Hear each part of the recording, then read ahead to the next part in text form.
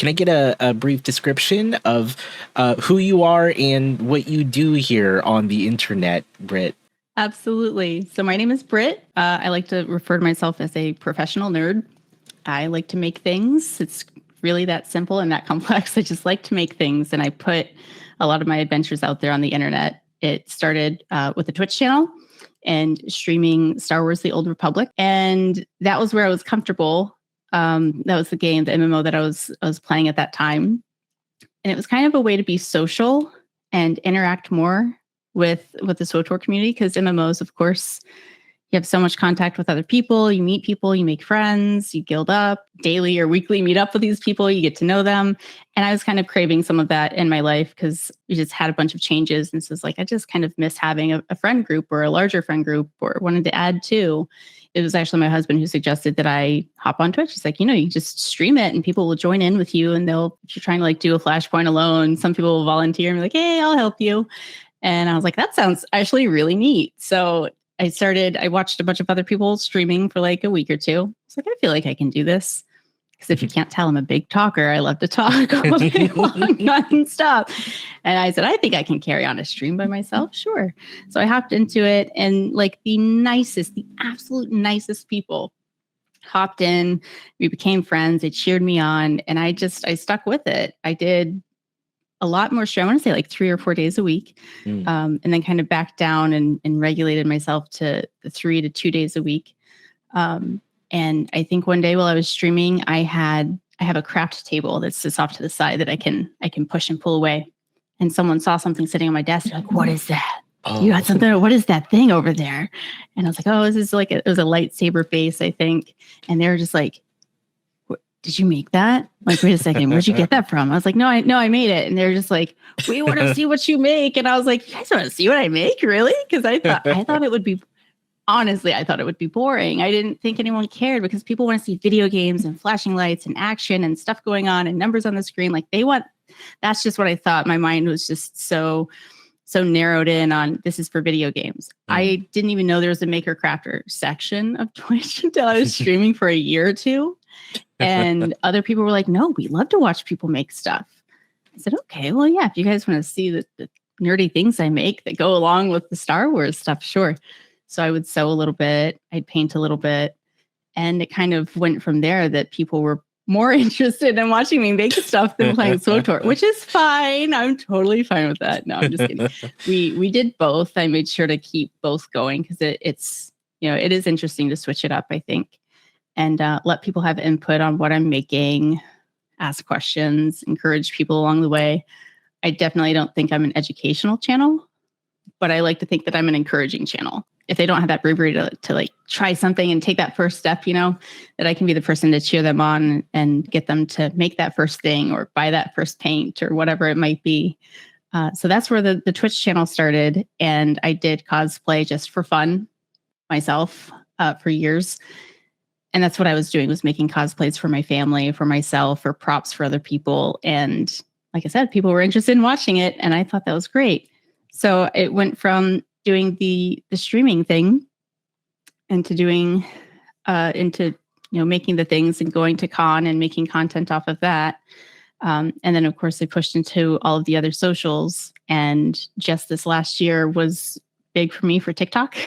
Yeah. Just all of a sudden just got really interested in TikTok when I swore it off years ago and said, okay, all right, I can do that. And what it was is I saw another really fun creator do a transition video.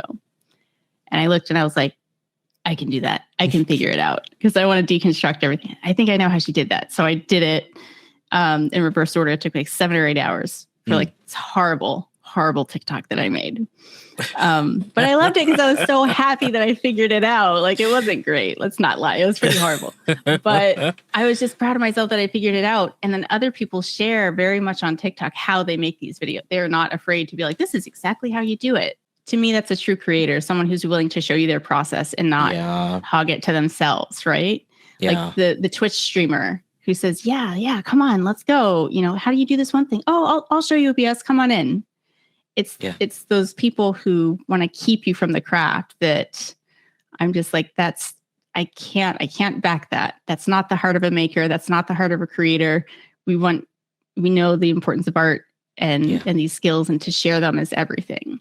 So those are the people that I tend to lean into a lot harder. And there's tons of great creators, Star Wars creators on TikTok who are like, do it, do it, do it. So just kept on making TikToks. And then one of them did really, really well. Unfortunately, it was not the right one, but I had some silly, really goofy ones. It's always the ones you don't expect. So I pushed into TikTok. And so now I'm pushing into my YouTube videos and trying to keep the same themes going from my Twitch to TikTok to YouTube. So that's what I do. That's the stuff I make. But my favorite thing is 3D printing. So if people have seen my stuff, they hear me talking about the machines and the materials. And that's the fun stuff. It's super nerdy and I love it. It's so cool. I think it's really awesome that you have this whole trajectory from, I started off playing some games and then it just kind of snowballed into this, I do all this other cool stuff. And that just became the content, right? Kind of became, I think that is a really cool thing about, especially what those of us who stream to the makers and crafters category. I think a lot of us have started off to some degree doing games or messing around with games because that's what Twitch is known for. And then we kind of discover that our other interests, the other things that we enjoy, whether it be 3D printing or in my case, Lego, like you, I didn't know there was a whole category where people could actually do cool stuff like all of that. And then it kind of opened my eyes to this just great corner of Twitch that, is a big part of my daily life now. And I mean, you enable other people to get involved in 3D printing, as I think that's freaking awesome. Thank you. It's so much fun. It sounds intimidating. I mean, I know how I felt towards it when I first saw it because I got into it because of the cosplay. I thought, this would help me with some finer details and things. With resin printing, you can get really small, really awesome details. If you've ever watched Warhammer painters paint their stuff, you see how small those details can get. It's really beautiful. And I thought, I could really use that for some things that I don't want to sculpt or, make or buy or create a mold just for this one tiny piece when I could 3D print it. So that's where I started. That's where the habit started. It was into the, I could just resin print just a few little things. And then it was but I could resin print the whole lightsaber instead of small parts. And then it becomes what else can I print? I can print the whole helmet. I can print an armor set. And then all of a sudden it's just how big can you make the project? But it feels very intimidating getting into it because it's still relatively new when it comes to crafting and making. So I know it was intimidating for me to approach it. And there's so many people who are willing to help with it. Like I said, it's still relatively small and people are excited about what they do in 3D printing. It's evolving very quickly. It's growing very quickly. And those who are in it love it. And they really want other people to feel comfortable enough to enter into it. So they're very willing to help. There's a lot of resources. It's very community based when it comes to help. It's still not so much on the companies. They should offer more support, but it's very much what we call tinkerers hobby. So if you are the person who's I can figure out how to fix that on my car. I don't need to pay for that. I'm not going to take it into the dealership, right? I can figure this out. Yeah. Those are the people who do really well here because there is still a lot of tinkering to do with the machines. They're not 100%. They're not perfect, but it's fun. You get to know your machine inside and out, just like you would your car. Watching other people helps build that confidence. And they're very willing to help. So it made it easier for me to get into 3D printing. And because this is the kind of person I am, I feel that I owe it to the people behind me to also offer that kind of welcome into the community. So a lot of what you said is very true from my perspective as someone who I watch some of you who do 3D printing on Twitch. I catch the streams. I'll admit I don't always know all the things that you guys are discussing when you talk about it, but I do get the perception that that the community is very, very helpful, to anyone who wants to get into it, and two, a bit of the, like you said, that mindset of tinkering. If you're someone who likes to tinker or adjust something or fix things here and there, I do get the impression that 3D printing is right up your alley if that's something you're into. Oh, yeah. Yeah. Oh, yeah. Yeah. So for those of us as kids, because I feel like this is a safe space that I can admit to all of the nerdiness in my life. Yes. And as a kid, did anyone else take apart like broken VCRs? Oh, yeah. Radios. Yeah, like radio, Yeah. like, and I don't know what it was about antennas, but we were all like those kids breaking antennas off of radios and collecting them and using them as lightsabers and taking the speakers apart and taking the boards out of everything, figuring out how it comes apart and then trying to put them back together. I was that kid. So if you were also that kid, you also might be a Lego fan. Yeah. Because we do that as well. We're like, yeah, that was a cool build. Let's do it again. Let's take it apart. Let's put it all back together again. You know, it's so funny because you struck a chord with me there, because I was that kid. Like, if something broke, I would take it apart and fix it. Or if I was just curious about how something worked, I would totally take it apart and I'd figure it out. Yeah. Get in there. Yeah. And my parents would be like, why did you take apart your RC car? I'm like, I don't know. I wanted to see what was inside it. And that was one of my earliest memories, was taking up, like, I had a screwdriver. That wasn't hard. And I just got in there. I was like, oh, look at all this cool stuff in this remote controlled car. And then I started actually building Lego on top of my RC car parts. And yeah, amazing. it was one of those things. So I'm glad that you made that connection of, like, if you like to do that sort of thing, you might be into this hobby as an adult. Yeah, absolutely. I believe in feeding into that.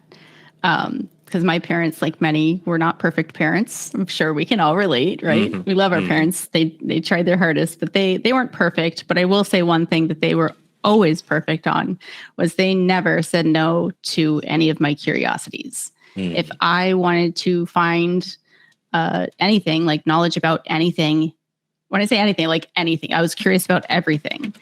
They would say, yes, let's go find it or go look it up. They made sure that I knew where to find knowledge so that I would be self-sufficient as an adult. That was one of the things, like I said, I think that they did perfectly, beautifully. Even if I showed a small interest and I only did something for a week, I'd be like, I want to try this. They'd be like, okay. And I'd give it a try.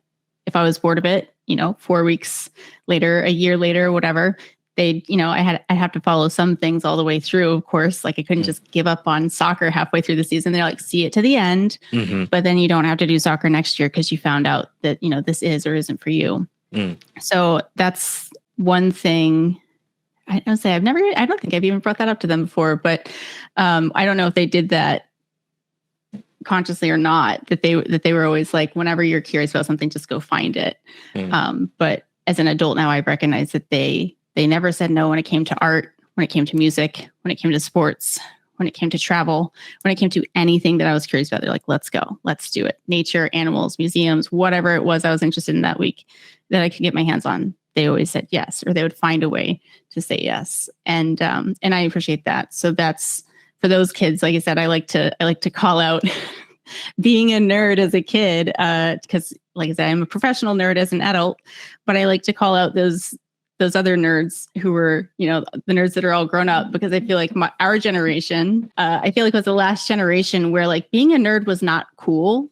It was still, right, as an American child, like, that was still not a cool thing, which sounds weird, but now as an adult, I feel like when I talk to kids, I very much hear that, like, this whole, like, being a nerd thing, or like the jocks, or everyone looking up to, like, that whole social structure that used to be a thing, seems very much to not be a thing these days. Like, being nerdy is seen as, like, the new cool.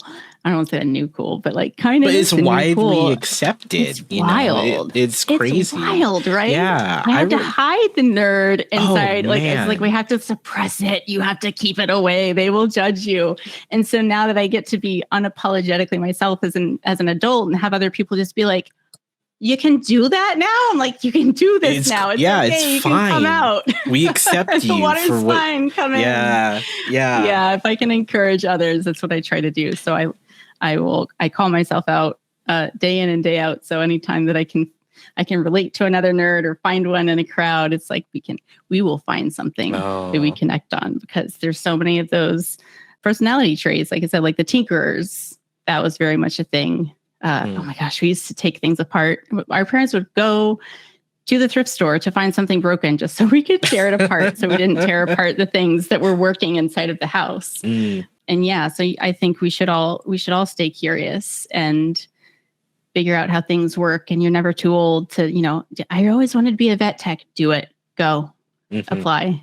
Like, figure it out. Get in there. Figure out what you like about it, what you don't like about it. Feed into that curiosity, because that's the best of humanity. A child's curiosity is everything. And I don't feel like we should lose that as adults. I think we should just lean into it harder and encourage other people to do it, because so much joy and purpose comes out of figuring out something about yourself. Like, how many times you hear an adult saying, I don't know who I am. I have no direction. Like, these are very real, valid feelings that we have. Yeah. And to figure yourself out, you got to figure out what you're good at. You got to get out there. You have to do stuff. You have to touch things. You have to talk to other humans and interact. So anytime someone's been like, I really want to try this, or I really wanted to do what I never did, do it. Let me be that person who like just pushes you over the edge to go try the new thing. So all of that ties into me growing up as a nerd and saying, there's others out there. Because other people, like I said, did that to me, especially on TikTok for some reason. So many relatable people that are just like, by the way, did you ever A, B, and C as a kid? Because I was like, oh my God, yes, I get called out all the time on TikTok for things. And very unapologetically themselves. And that motivated me to say, okay, I'm not alone in any of my weirdness or my nerdiness or my awkwardness. There are other people out there just like me who have just been suppressing it their whole lives. So as an adult, it's been so much fun to be able to admit these things and then and accept these things. I really appreciate you sharing that and talking about it, because I like you, it was very I had a similar background growing up, being a kid, and then I was into all these nerdy things, but I generally kept it to myself. I already kind of got a little crap because I was kind of the smart Asian kid in the room, right? Where I was like really into the math that was going on or whatever.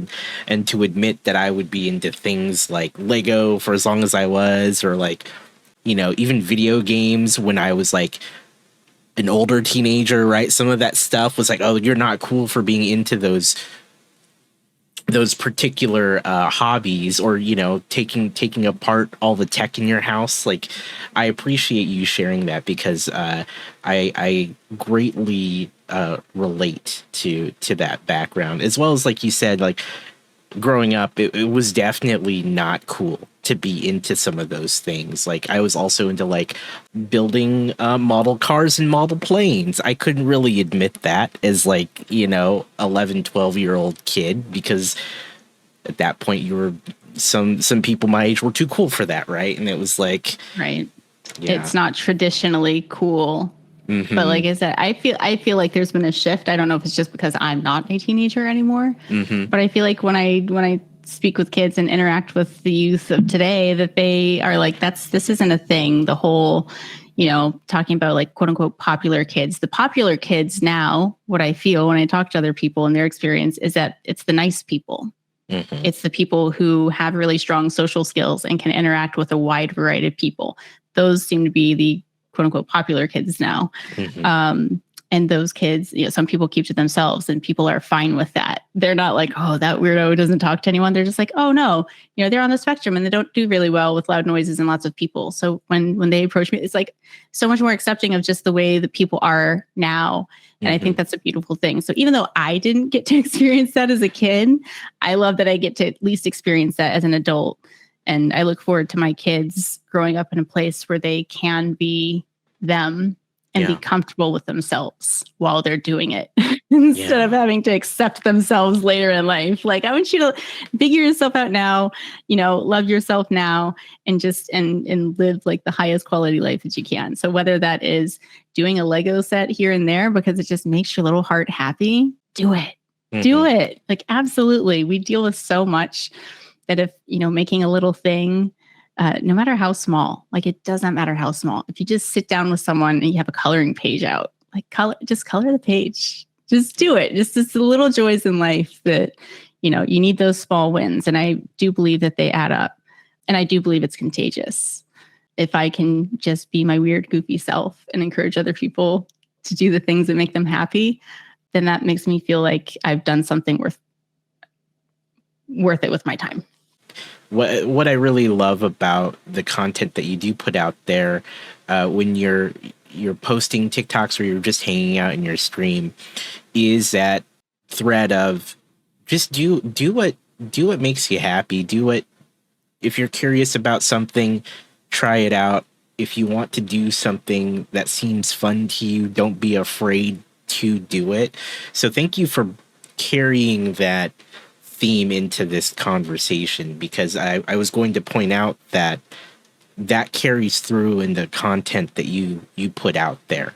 So thank you for being so like encouraging and welcoming. I want to point out that is one of the things I appreciate about what you do, because there's that strong sense of just do whatever sounds fun to you.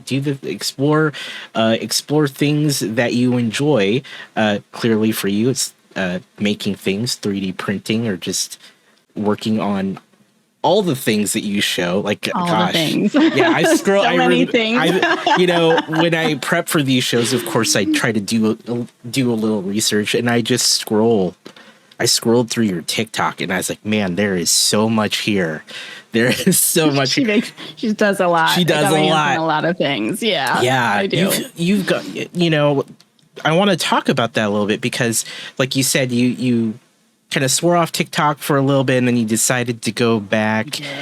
What made you decide to, like, I guess initially what put you off from it, and then what made you decide to go back? Yeah. Okay. I can share. I'm not ashamed of this. I was never taught like self-awareness or emotional intelligence as a kid. This wasn't a thing. Like, I was just, people just react, and that's how humans are. That's what you do. And the older I got, the more aware of it I was, and it's like this self-feeding cycle of, well, I like what happened when I was more self-aware. And now I realize I'm in control of things. And then it would make me look at my behavior even more and be like, oh, okay, I can also alter this or change this or be aware of when I do this, so that in the end, I'm happier with whatever. And typically it has to do with like communication and relationships and things, and bad habits, especially. Oh man, bad habits. And so the more like self-aware I became, and the better people I surrounded myself with, the better I became at it. And one of those people is my husband. I've learned so much from him and grown so much from just like watching him and observing him. And one of those things was being honest when you see like habits in yourself that you don't like. And so and it was still when TikTok was like newer, right? It had been around. Like, we knew it was the dance app. I think that's how we knew it in the beginning. It was like, it's just the app that everyone like does all these crazy dances. You're like, that sounds silly. I kind of want to see it. And people would share a video on Twitter, Facebook. You're like, okay. And you'd see that it would reroute you to TikTok, and it's like, oh, no. It's only for the young kids. Like, it's not for people my age. I'm not like allowed. It's right? a Like, young people's game. Like, what am I doing over here? Yeah. Like, they're gonna card me when I get in there or something. They're just be like, oh ma'am, no, you need to leave. I'm sorry. I just wanted to watch this video. So I was like, and you like snuck in there, or like looking around on the app, and oh my goodness, I specifically remember this too, just because I think it was after one of my kids was born, and we were exhausted 24/7 as per usual. And we had gotten to bed early that night, which is like a total win. And I was like, we're going to lay down early, and we're going to get to sleep, and we're going to wake up tomorrow feeling rested. And I had all these great plans, and we sat down, and he was just like, I downloaded TikTok today. And I was like, oh yeah, I'll do that. It sounds great. And we got on TikTok, and like, we were laughing hysterically, by the way, like no regrets. It was such a fun time. But I looked up and I was like, what time is it? I look, and 2 hours of our life passed, and I immediately deleted it and was like, absolutely not, because I know myself. Like, I know myself, and I will lose so much of my own life if I keep this app on my phone. So I was like, deleting it. He's like, don't delete it. It's a lot of fun. And I'm like, nope. Yeah. So I was trying to be a better person than I actually am, and deleted it and just said, I can't, because I need to be productive, and I can't have too much fun on the side, because I have all these, mature, responsible things that I have to do. And I kept just pushing it off for a long time. I don't remember what made me download it again. Mm. But someone, for whatever reason, shared something. It kept rerouting me in the browser, and I was like, "This is dumb. I'm just going to download the app and get back on it." Yeah. And then it like just started myself down the rabbit hole. And like I said, I found another creator who, what did she say? She did a wide variety of things, and she did a transition video. And like I said, I was just like, "Whoa, that's so cool!" And she made it look so easy. I want to. So I was like, I can do that. Yeah. I sat around and figured out that video. And then from there, I was like, I'll post it. And I got some interaction. And I was like, that wasn't so hard. Let's do it again. And then it just kind of went from there. But I had already been streaming at that point. So I wasn't afraid of putting myself out there on the internet to complete strangers while I'm doing silly things. And being like, judge away. Yeah. So the first time was kind of like, I don't want to say the mature, responsible thing, because like, that's all subjective for each person. But I told myself this is really addictive, like a lot of social media, and I wanted to stay away from it until I kind of, like I said, found something that was meaningful to me, that touched me. And then of course, when you find that you're the person who curates your FYP, yeah, that, if you, like when people complain, oh, there's a bunch of garbage showing up in my Instagram feed.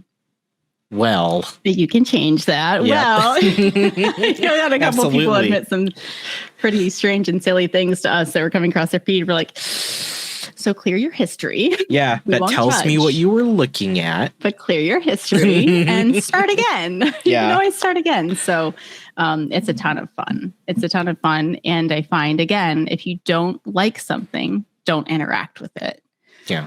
So I found the things that I loved, which again, artists, makers, creators, streamers, just silly people in general, other moms, other adults who grew up nerdy, Lego creators, like just anything and everything that you love in life, you choose what goes on your FYP. So that made me feel more like, okay, instead of being pretentious and like, oh, I'm just so self-aware, I'm just not going to even download the app. Like, oh my God, could you like chill out for a second and have a little bit of fun? It's such a hard like line for me to walk because I'm so hot or cold. It's like all one way or the other for me. Right. So like I said, I had to kind of get over myself and say, okay, stop, with a little bit of self-regulation, like just everything in moderation, right? Like everything in life in moderation, and enjoy it bits here and there. But there are definitely times I have to say, like,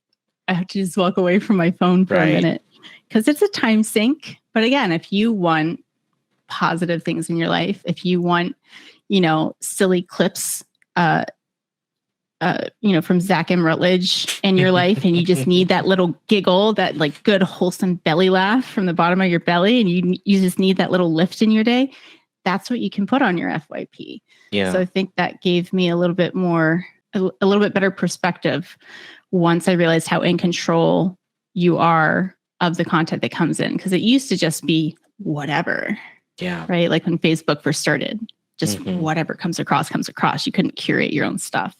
So learning about the algorithm and learning that I could absolutely block things I didn't want to see. I could punch in the hashtags of what I wanted to see more, made me feel a little bit safer in that space. And it let me be more creative in that space as well, knowing that these are the people who are going to see my things. Unless I like hashtag FYP, hashtag trending, and then anyone's going to see it. But if I just want my nerdy friends to make it, I can just be like, look at this thing I 3D printed, hashtag 3D print talk. And then those are the people that are going to see the thing, that I made. So it gets to the right audience. Yeah, I get it too. Like I have so many friends that are like, I don't do TikTok. I get it. I'm not going to tell you to download it if you're not into it. Yeah. But if you're on there, follow me. Just kidding. No, it is fun. I do want to encourage people. Don't forget to follow and like. Yeah. If you had a bad experience with it, like I said, everyone's different. Everyone's journey is different. But just know that if you've gotten on there and you've been like, ew, yuck, you know what I mean? Like sometimes FYP, it's not perfect. But just know that don't let that discourage you. If you saw something negative or something that you don't like, you can absolutely alter that. So I like to encourage people to do that because there's so much good stuff on there too. Oh yeah. There's like, oh my gosh, there's like everything. There's so much good stuff on there that people miss out on by throwing out the app as a whole. which again, I get, but a lot of people also repost to Instagram and Twitter and Facebook, thank goodness, so that everyone can enjoy it. Yeah, that was a long journey. The TikTok journey for me was literally years between the first download and the second download. Yeah. And now here you are with how many follows at this point? On TikTok? I want to say, yeah. Just broke 15K on TikTok. That's impressive. That's really awesome to build up such a massive following. What do you credit for that? And in terms of like being able to build that up? Honestly, like a lot of things in life, before I jump into it, I just researched it a lot, like obsessive, probably too much. I just looked into it. It was like, I nerded. I was like, let's figure this out. And I got on the internet and I did all the searches, and you find tons of, the coaches that, let me help you find your hashtag strategy. And I did. I listened to a bunch of people, a variety of people, and I felt like, okay, I'm not going to be an expert, but I have a little bit of an understanding. Because I am afraid to start new things because I want to be good at it immediately. Do you have anyone like that in your life? Oh yeah. I mean, I call myself, I've used the phrase a couple times, but I haven't said it on the show in a while. I call myself a recovering perfectionist because I am the same way. For many, many years of my life, as like a teenager to a young adult, I definitely have felt like if I'm no good at it when I try it, then I'm probably never gonna be good at it, right? Right. Then I'm garbage, and I might as well not do it at all. And so I'll hyper like prepare or research, and then if I do good at it, I'm like, great. See, I was always gonna be good at this, but that's just not how it goes. So you did a bunch of research.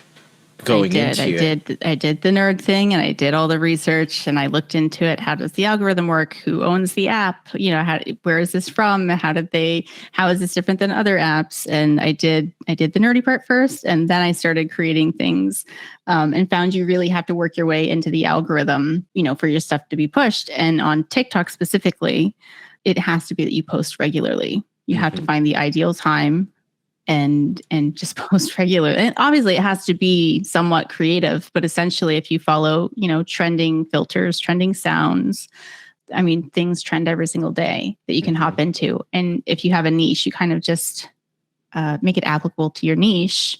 And like I said, just the more regular you come out with content, the more it's pushed through, the more successful pieces are pushed through. Because obviously it can't be like absolute nonsense. People have to hit like or share or interact with it in order for it to do well. But I think that gave me a little bit of an advantage. I'm not even going to call it an advantage. Like I really did try very, very hard. But knowing and understanding the algorithm gives you that little bit of extra forward motion. And I posted 3 times a day, every day, for 2 months in the beginning there. It was just like cranking them out. It was a full-time thing. And it was a frustrating thing too, because you're like, this is going to be awesome. And then it flops and you're like, no. Right. And then something that you're just like, yeah, whatever. And you like put something stupid out there, 100,000 likes. You're like, what on earth is going on? Like, I can never figure out what it is that people like. So just throw it all out there. And the things that are going to do well. But yeah, it was a strange journey getting in there and figuring out the technical side of it, and then also the creative side. But I think it's interesting. It's just an interesting balance. You do have to do both, whether you like it or not. You've got to do both.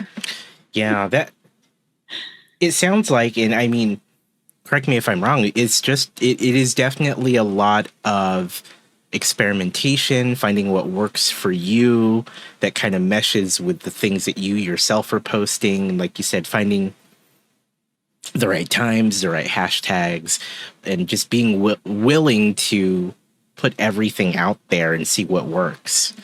Is that accurate? I would say, and that's the hard part too, is putting out your creative work.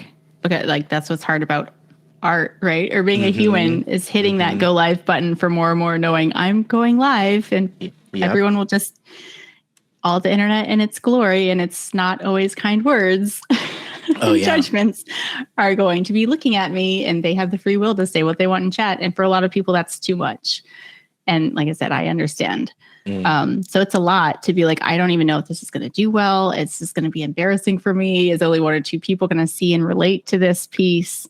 And it might be something personal too. Like there's definitely a lot of like really serious, heavy subject matter on TikTok as well, which again, some people like, some people are into, and those are very personal too. It's something that you've created that matters to you. You've come up with this idea, and then seeing those flop, I think hurts the most, but you learn.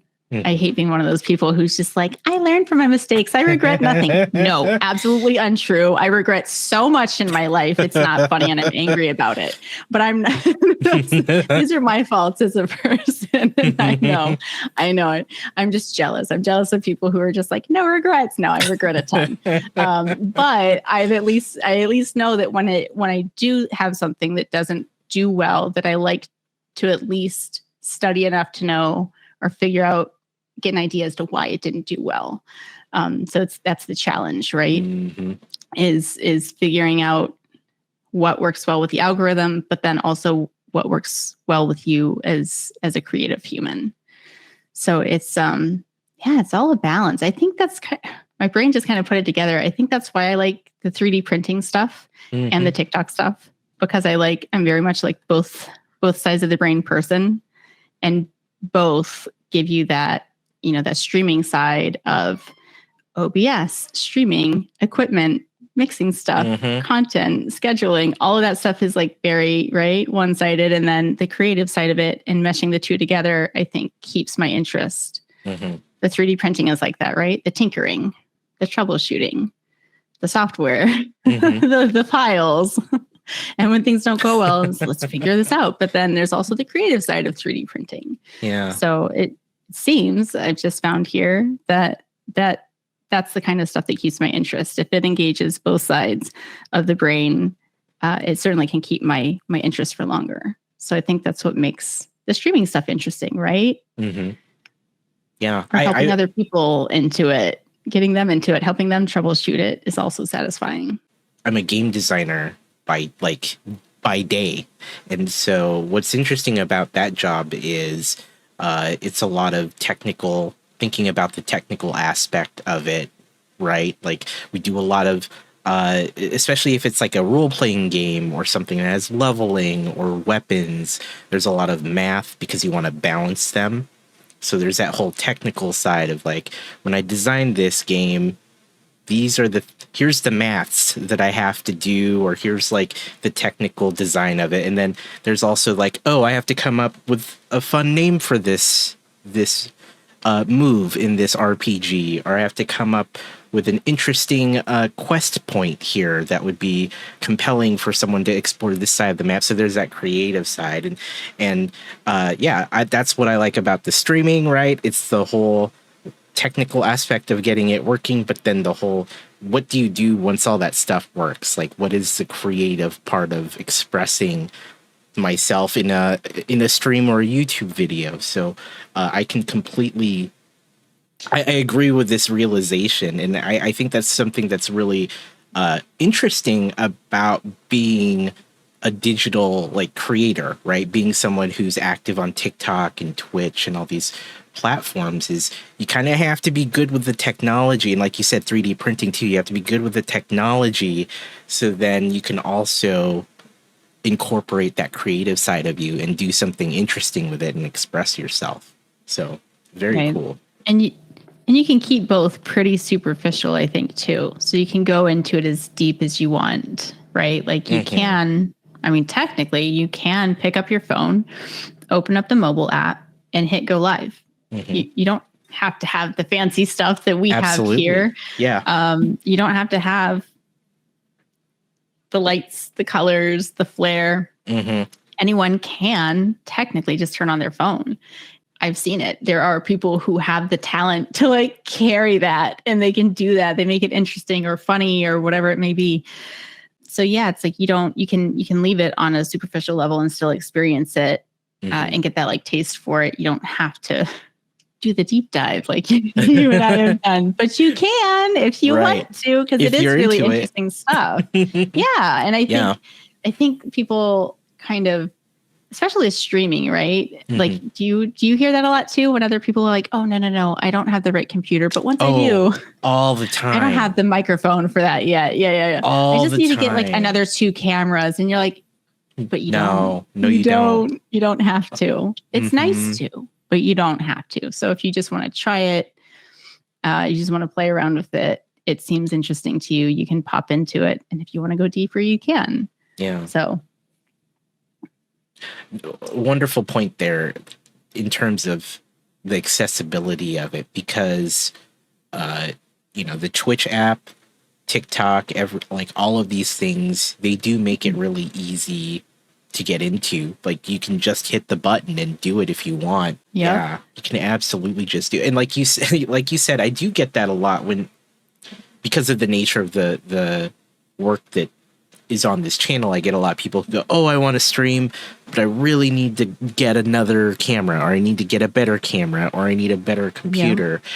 Yeah. And I've often said, look, if your computer can like handle a game, if you want to be a game streamer and doing some kind of broadcasting, you're good to go. Like you really, and if you have a semi-passable microphone, you're good to go. Like just start it. I often relate the story of I started on a computer built on a bunch of used parts that I bought from friends, because I just needed something to play games on, but I really wasn't trying to do anything special or even like top of the line. And then I decided I wanted to stream, and I swore that my computer could barely hold itself together when I tried to stream games at the time. But I made it work, right? And I decided that I love doing it, and so I slowly upgraded the computer. But I didn't need the most fancy things. People don't need the most fancy things now. Nowadays, yeah, your phone could like pull off a lot of stuff if you just want to try. Yeah, it's amazing. Like I tell people all the time, like probably most likely the item that you are watching this on, you can absolutely stream from. Like it's mind blowing how cool, the technology's become with your mobile devices. And yeah, I'm with you. I started on a gaming laptop that was already a couple of years old. Yeah. I didn't even have a webcam at the time. I think I used the built-in camera on my laptop, but I made sure that I had a microphone, at least like a USB plug-in microphone on my headset, so that people could hear you. Yeah. Because people will forgive bad visuals. They forgive bad visuals all the time, but they can't forgive bad audio, is what I'm told. So it was like, as long as they can hear you well, it doesn't have to be, the super fancy mic, but as long as they can hear you, like I said, people will hang out in whatever kinds of stream, because there's so many people out there in the world. I promise you will find some people who are interested in you or your content or what you're playing with. And if I may, Ian Douglas in chat says that he has a hard time thinking of compelling content that you can express in only 60 seconds. Same, Ian, same. I can't tell you how many times I go. There's options on TikTok. You can click like 15-second, 60-second, 3-minute, 5-minute recordings. You don't know how many times I'm just like, 15 seconds, I got this. And then so many times I have to go back and delete it and be like, oh my God, I got a screenshot over to the 60-second. Okay, fine, 3 minutes, and I'll just edit it down. So many times. And you'll see often in my descriptions, I'm like, oversimplified for the sake of time. Oh my gosh. There's not enough time on the vertical video stuff. But you find ways, especially when you stay in your niche and you watch other creators, and you see like the little nuggets of wisdom that they leave, or, it doesn't all have to be educational either. Is that sometimes it can just be a small opinion or a silly inside joke, like, oh yeah, other streamers would get this. It's relatable. Relatable content is what really people love and interact with. So yeah, I'm with you, Ian. I just wanted to say that you're not alone. So many times I'm just like, I think that's like the nerd part of your brain when you're just like so overly excited about your thing. You're like, this is my special interest, let me share it with you. And then it's, you share entirely too much. That's me. So it's hard, but you're not alone in that. But there's definitely long form and short form content, and you will find your footing with each. That seems to take practice and time, right? Like that's just one of those things where Yeah. as you get more familiar with recording a video, you kind of get a better sense of how to put it together, or even like when you do the initial recording, like how do I want to say this to better fit a 3-minute window or a 1-minute window. I've had so many like attempts at TikTok myself. I've recently started taking clips from this show, Crossing the Streams, and trying to figure out like how can I generate, like I do target around a minute just to see if like as a personal like challenge, like how can I take something as long form as Crossing the Streams and find a clip or something that's just a great part of content and make that around a minute and put it in TikTok. So I have to hand it to you as someone who has done a lot of TikTok at this point, being able to create for that format, because it's definitely challenging. It's definitely tough. Yeah, it's I guess it's kind of part of that problem solving / creativity too, that you do have a point to make, or if you do have something that you want to share. Like I said, there are options. Like when I first started doing TikTok, 5 minutes was not that was not a thing. The 3-minute, I think even the 3-minute format was not a thing. I think 60 seconds, 90 seconds was the longest that you could get. And they've since changed that because it trends. Like some, for a little while, the 7-second videos do better. And then after a while, the 5-minute videos you'll see do better, but only for, true crime content or for the podcast content. And then the next month it'll switch, it'll change. So it's not as constraining, I think, as some people might think. You don't have to compromise too much. And this might sound strange. This might just be a TikTok thing, or as we call the vertical video stuff. So like the shorts on Instagram and YouTube. There's, to stay in the algorithm, you have to post consistently. So if you have something that you want to post, I know people are so afraid of posting something that's like bad. Let's put that one in quotes. Bad. Right? Like in their mind. It's subjective. I don't think this will do well. It's very counterintuitive, but it's actually better to post the bad video. And I think what people are afraid of is like, everyone is going to see this bad video. No, they're not. They are not going to push it. I know it sounds silly, but it's just like to actually like, so those are the things I think that for the creative people, once they get in there and figure out these little, quirks about the app and the algorithm, that you realize, it might not be, life-changing and so hilarious and super fun. This one's not going to go viral. Post it. Right. You still post it. You still keep yourself in the algorithm technically. And then, later in the week when you do have a really oh my God, that sound that I liked 4 months ago is trending now. And you had the perfect idea for it. You post it. Like that's when you can get in the great content, because when it comes to shorts, especially, you have to create so many of them. Oh yeah. All of them can't be great. Like they're not all going to be phenomenal. That's just, realistically, they're not going to be, but you have to post them. So it's like, don't worry if it's not fantastic. Many people are not going to see it. And it sounds bad when I say it out loud, but it's the truth is that you're covering the technical side of things and you're appeasing the algorithm while not compromising the art you want to make and putting it out there. You can still be you. You just might have to make some extra things. Like I started like Star Wars only, right? Because I was Sith Lord Brit. Star Wars only. But then someone did something that was so funny about being a parent that I could relate to, that I had this spark of an idea. And I was like, wait, I could do that, but I would do it this way. And I thought, everyone follows me for Star Wars. I can't do anything. That is so nonsense. You guys do the thing. Don't think that like, I have to do just this. It's okay to step outside and, I have something silly about being a Twitch streamer that's relatable that I think would do well with this, SpongeBob voiceover or whatever. And you will be surprised, because it's like the humans that are watching it and consuming it, they're people just like you on the other side. They're not one-dimensional. There's not one person on the other side who is only Star Wars. They probably have a family. They probably have friends. They probably have a job. They might be a cat lover like you. They might be into Lego. They might be into whatever it is that you enjoy. So it's like humans we're very complicated creatures. Mm-hmm. So to say that my content has to be talk shows only, or my content has to be Lego only, or it has to be, Minecraft only. Just consider that those people that are, again, consuming your content, they're not just one thing. So why do you have to be? Or why does your creativity have to be? Like, why does your heart only have to love one thing? If it loves many things, let it love many things. If it does only love Star Wars, like, good for you. You've got the best fandom on your side. But it doesn't just have to be one thing. Yeah. So some people be like, I'm a Star Wars creator. I can't do the dances. Yeah, you can. Just put the lightsaber in there and do the dance. Just do it and put it out there. Because you never know what's going to go viral.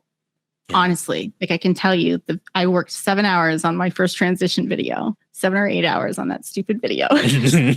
And, obviously it flopped, even though technically it was good. The creativity wasn't there.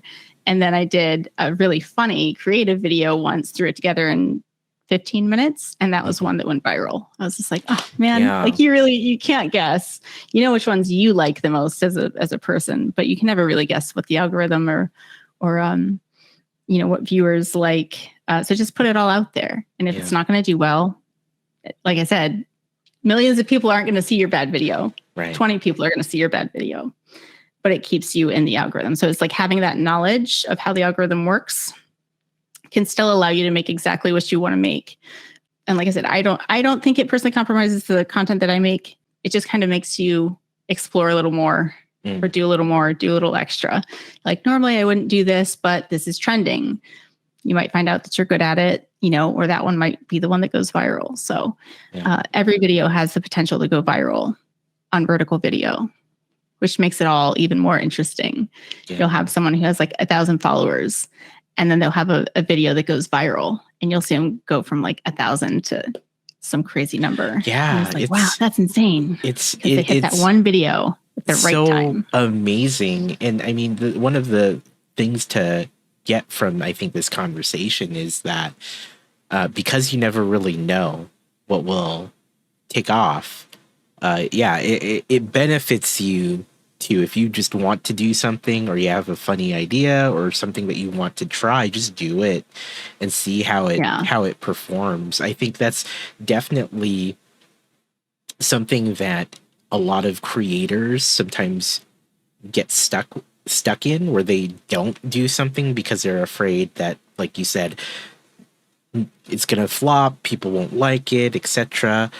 Things are not like, this isn't going to be interesting. And the thing I've noticed is that anything can take off, and then, like you said, it can kind of rocket someone. Like a given TikTok or reel can make someone go viral. It's wild to see. Like I said, you'll look at some creators, they'll be like, this one that I follow, she had started her TikTok, I think, was it like 2 weeks? Mm-hmm. Within 2 weeks, she had over 100,000 follows because she posted just the right political comment at just the right time. And it hit the algorithm and it took off. And yes, I know there's some people who are like, that sounds too good to be true. And like, yes, it's just one video and she has to post often, but she still has to keep up with it. Not everyone gets lucky like that, but absolutely every video has that potential. It's not held down to like, oh, I'm a small creator. This will only get pushed out to the 24 followers that I have. TikTok pushes it out to anyone and everyone that will interact with it. Mm-hmm. So I think that's what makes the vertical video stuff much more interesting. Oh, yeah. You do sometimes have to put out, what makes that hard is not when you have just like so many ideas and so much content in your brain, like it's just exploding. It's like, I just can't get enough out because I have so many ideas. It's kind of where that becomes a problem is when like those days that you just feel dry. Mm-hmm. And you're like, there's nothing's going on up here. Of course, I got nothing. Creativity is sometimes. I got nothing. Yeah. You're looking around like you hear the crickets and you're like, oh man.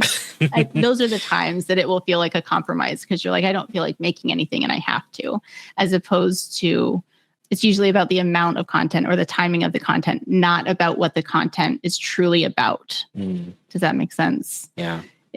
it's not that, oh, well, I have to do a dance video and I'm not a dancer. Like I'm over here doing Star Trek stuff. I'm doing Star Trek lore. Like, don't make me do a dance. You don't have to do a dance, but you do have to post 3 times today in order to keep yourself in the game. So as long as you have 3 ideas, put 3 ideas out there. And I think that might be, you're not wrong. Like I said, you're not wrong, but the creative blocks are so real. They are so real. So you do kind of have to have these little nonsensical ideas here and there of just something silly. A lot of people repeat ideas too. Because if you have a video that does well, if you do kind of the same or something similar, but just like a little bit different, they'll still push that video out. And I know some people are just like, that's cheating. In traditional sense of like television, that wouldn't be something fly, that flew. But yeah. At all.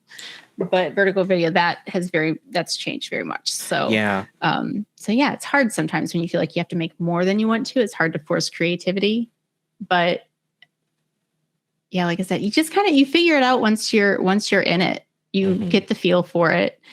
For anyone who's ever wanted to try it, like I said, I say do it. You will find your people. You will find people that you enjoy too. Yeah. And I think that's the other part of TikTok I like is I like so many creators on there. There's so many really cool people on there. Oh yeah. It's hard to not, I'm like, I should be making a video, but instead I'm like sharing videos with my family. Like, oh, I got to send you this. I got to send you that. And I'm like, I'm supposed to be making a video. That's right. Oh, I found myself doing that so many times where I was just kind of browsing, looking around like, this is cool. And then I'm like, oh, I was totally going to post something, or I was totally going to like get ready for crossing the streams or do something else. And it's definitely, I appreciate the insight as someone who's spent the time on the platform and has built a following. I think that's some wonderful advice. Given you're someone who does so much like preparation and research, if you were to look back at Britt, who was getting into TikTok, would there be anything you would say to her as she was preparing to jump into this TikTok journey? Oh man, if I could start from the beginning, honestly, I thought too hard about a lot of it, about the quality of it. Like, oh, this wasn't just right, or there was like a little shake, or this wasn't lined up perfectly, or you could see this like weird thing in the background that I don't want people to see. Yeah. I overthought way too much. I was trying to make it this like Hollywood level production, right? But I don't have that knowledge and experience. And I think that's kind of what irritates people too and turns people off to YouTube as an entire platform, is that people who do make this content professionally and know how to make this kind of stuff, are turning to YouTube and putting that stuff out there. So when I go to, this is what I will straight up tell you, this is what's keeping me right now from doing the YouTube things that I want to make, is that you feel like, well, that's what I'm up against. Are these people who know sound, these people who know, their cameras. And it's like, I'm trying really hard over here. Yeah. And trying to like take my own advice from TikTok over to YouTube, even though I know, like logically, I know emotionally it's hard to say, let me put something out there that I know isn't the absolute best. I would tell myself at the beginning of TikTok, don't take yourself so seriously. Nothing is serious on there. Even the serious things aren't serious. And you just do it. Like, I know it's frustrating because I think I've heard a bunch of YouTubers that have been successful say that, and you're just kind of like, don't tell me that. I've heard it. I don't want to hear the same advice. Like, don't just tell it, just do it again. You don't want to hear that. Like, no, I want something more profound and, poetic. Just do it. Just do it. Don't overthink it. Yeah, just do it. Don't overthink it. You're not a Hollywood level producer. You're not going to come out with something like that. And that's okay. Like, that is okay. Right? That people look at, for the sake of everyone knows him, Casey Neistat doesn't have a production company. He has a cell phone. He has a camera. He has a gimbal, and he goes at it. He doesn't have lighting. He runs around New York City. He doesn't do professional lighting. He's on a skateboard running around the city on a gimbal. Absolutely. So it's like, you don't have to have that quality.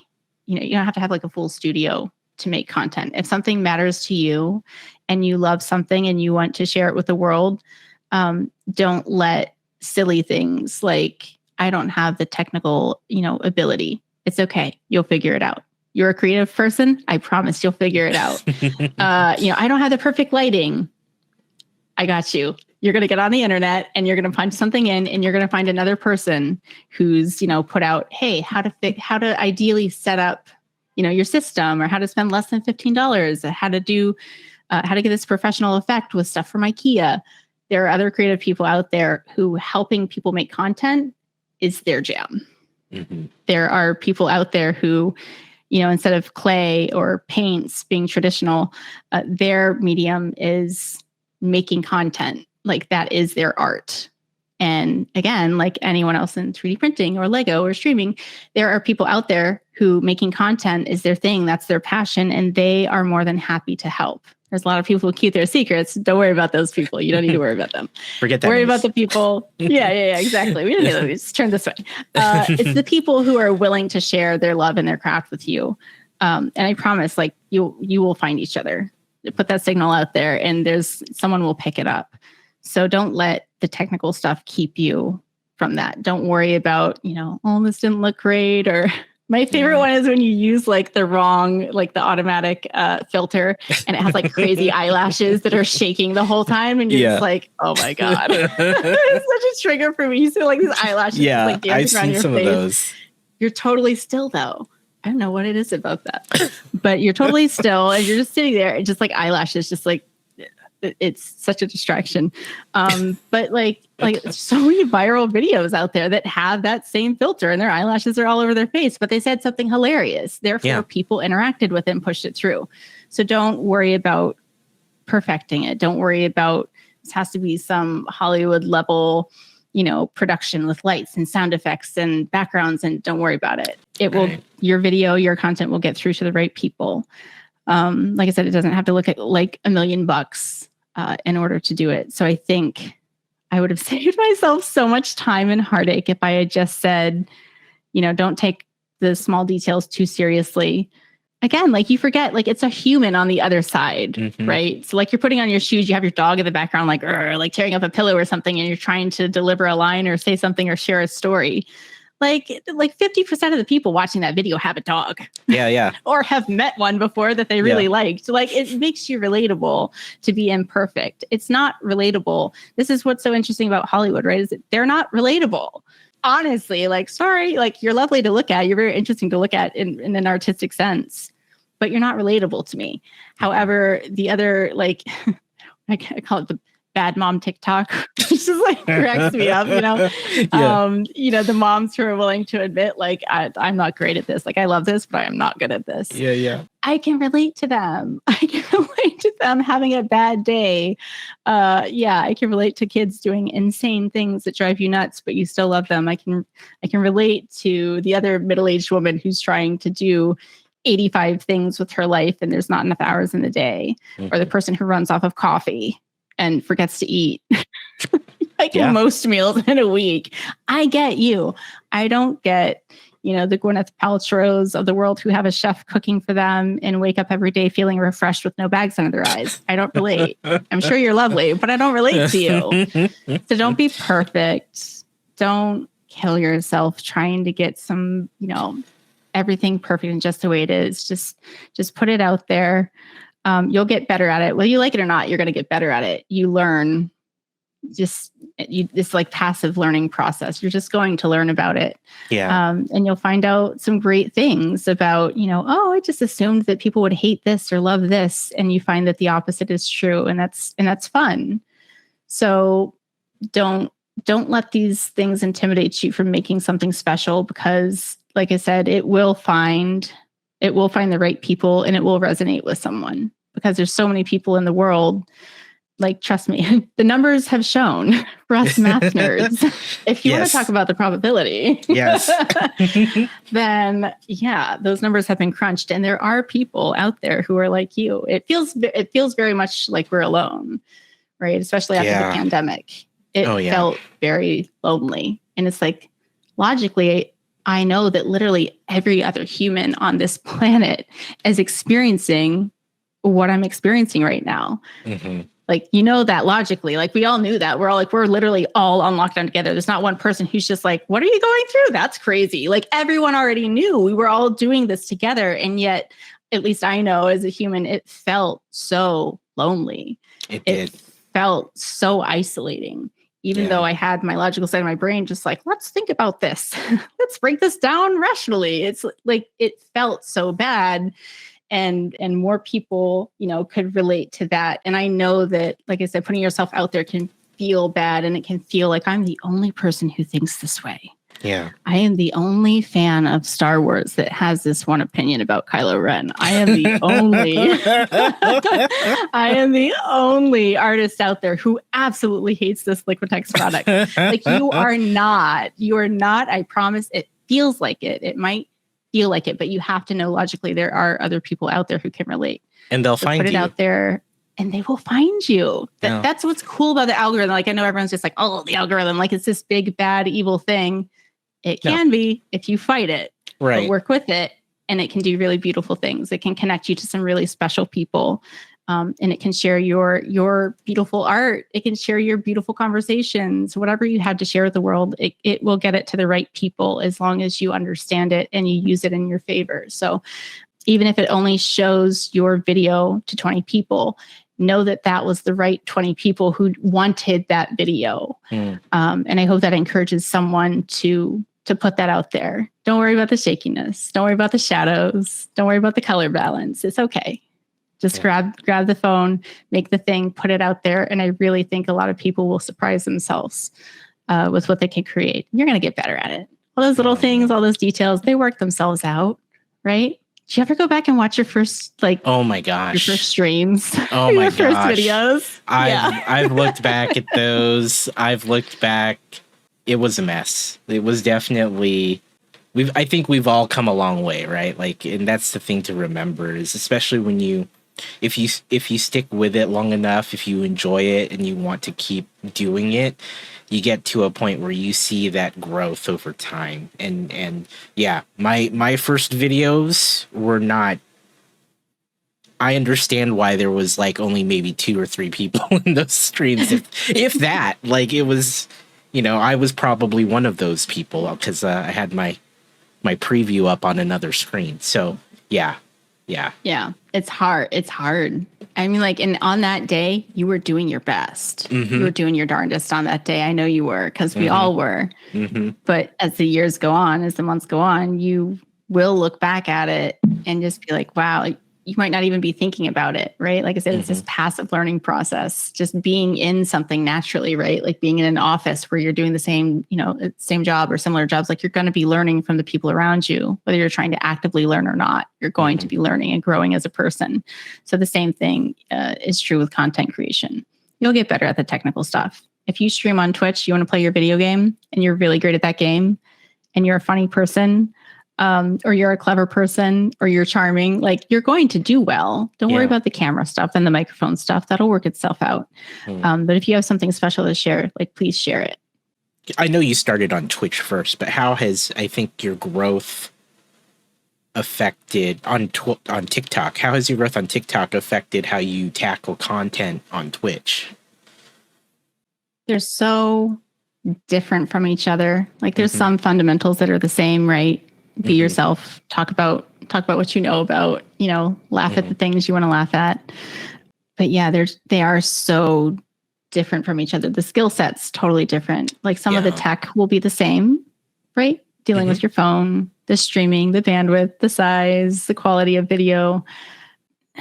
They're very different. With short form, like Ian said earlier, it's like this burst and you might have something to share, but you have to like get it out quickly. Whereas with long form, it's not so much about like delivering bits of info. It's about like carrying on this organic conversation with another human being. But there's no human in front of you. You're just sitting there talking to a camera, just like, hey, internet, da da da da da da. Like it can feel so awkward. Yeah. And that skill set of being able to carry a conversation with no other person in front of you is strange. Like that's totally different. Yeah. Than making that short form content. So I guess probably just the technical skills, like definitely have learned a lot about sound and visual audio that I never would have learned otherwise.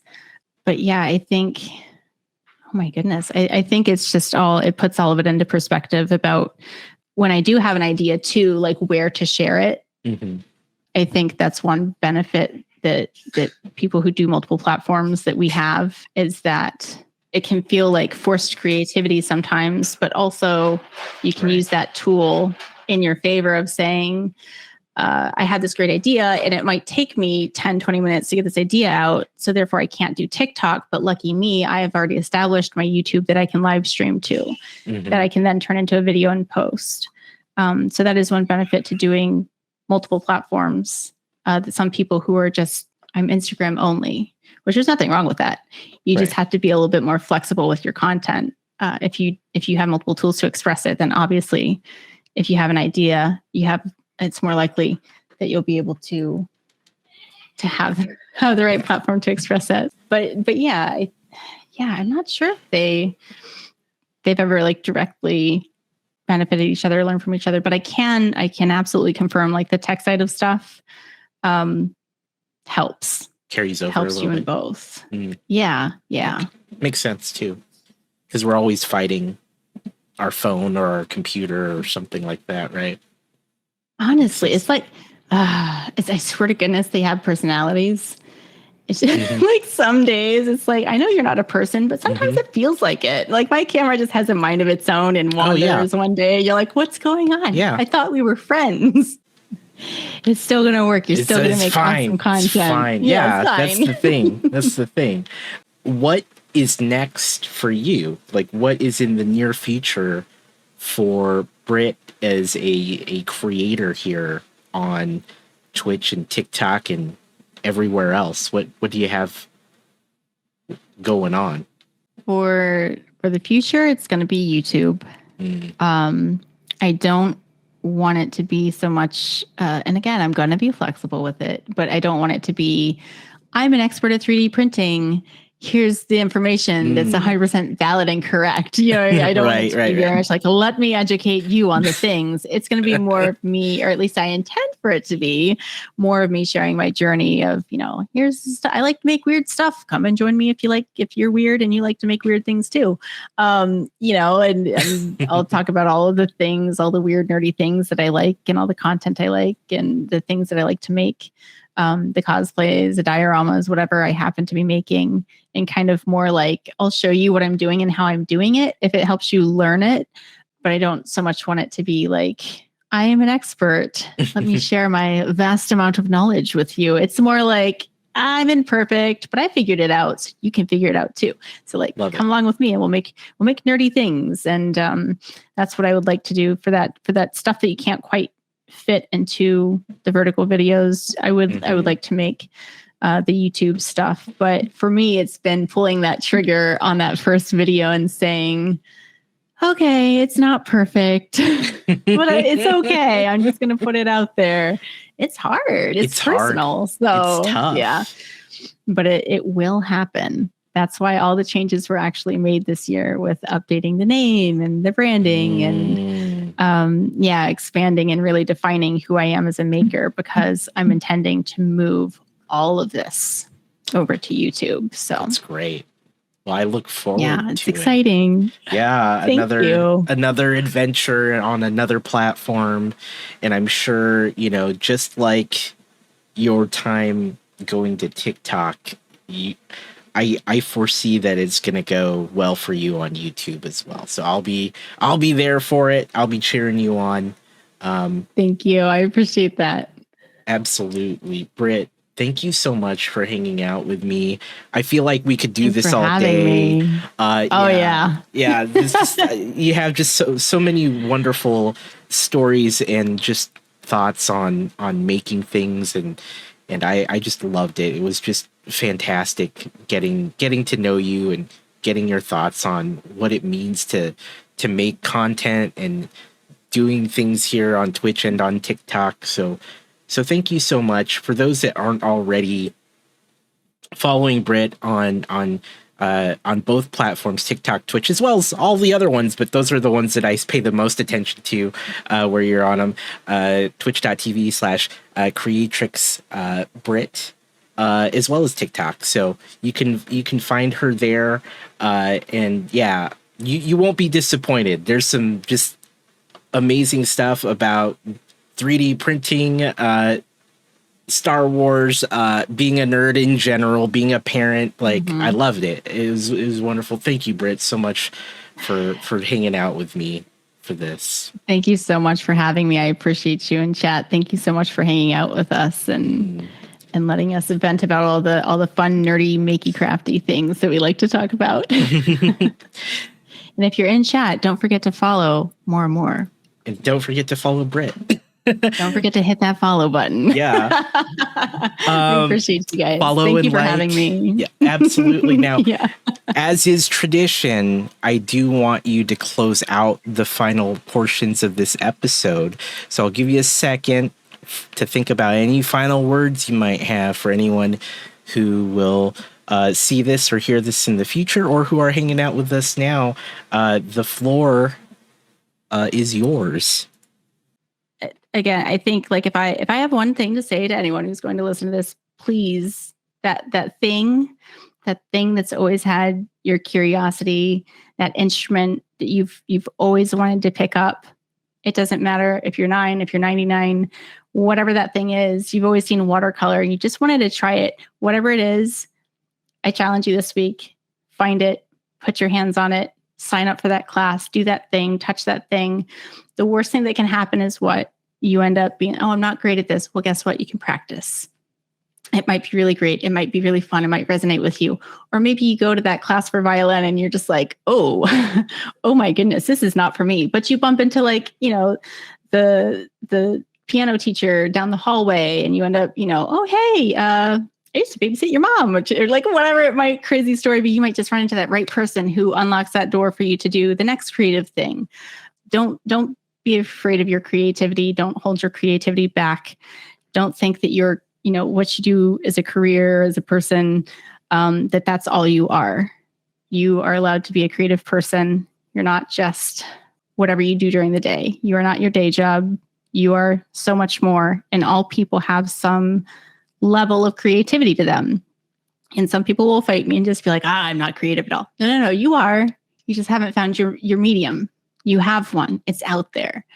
And the value of what you get as a human when you find your art is so powerful. And I believe in it so much that this is literally what I do, is encourage people to find that. It has helped me through a lot of hard, difficult times. It's helped me find out more about myself. It's helped me to relate to other people.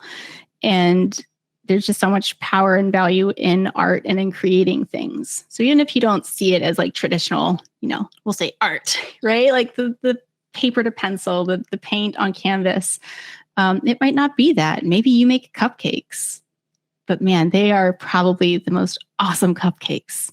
And you don't know how many people are just going to fall in love with your cupcakes because they are beautiful and they are art. And if you love them and you put everything you have into them, they are wonderful and they are perfect. And you should be able to share that with the world. You should be able to do that for yourself and express yourself. So find that thing. It's not silly. It's not little. Don't be, it's just so, it doesn't matter. I'm so old. It doesn't matter. No, it matters. I don't have the time. I couldn't share it to TikTok, therefore it's not worth it. No, it doesn't matter if you share it just with yourself and your cat. Do it. It's worth it. It has value. You're worth having that chance to express yourself and to do something fun, to do something wholesome, right? Like we deal with so much in this world. It's such a heavy place. It can be such a dark place at times that you deserve to have that little bit of joy. You're worth it. You have value as a person and you deserve to have your feelings, your unique individual viewpoint of the world expressed. And you will be so surprised at how many other people also see the beauty in that, but you have to do it. So if you're having a bad day, if you're having a bad week, girl, I get it. We all have bad days. We all have bad weeks, but go to the dollar store, pick up that piece of cardboard, pick up those scissors, get the cupcake mix, whatever it is, fixing up a car, painting a car, you guys, lawns, like people who do, design gardens and do lawn work, like everything you touch can be art. So don't hold yourself back thinking like this isn't traditional art, or I don't see this as art, or I don't see this as creative. Lego is art. Cupcakes are art. Your garden is art, whatever it is that you want to express yourself and create. Do it. There's value in it. And I hope that I can encourage someone to kind of like get over that barrier, because I know there's so many barriers to doing it. But I really and truly believe that every single person who hears this, I hope you know that you do have a creative side, however intense it is or what medium it is. Who knows? But you have to get out there to do it. So I hope that you pick up that thing that's always pulled at your heartstrings, or that thing that maybe you haven't done it in a long time, right? We put it in the closet, we forget about it for a minute. I hope that you pick up that thing and you find yourself a little bit of joy this week in creating something new.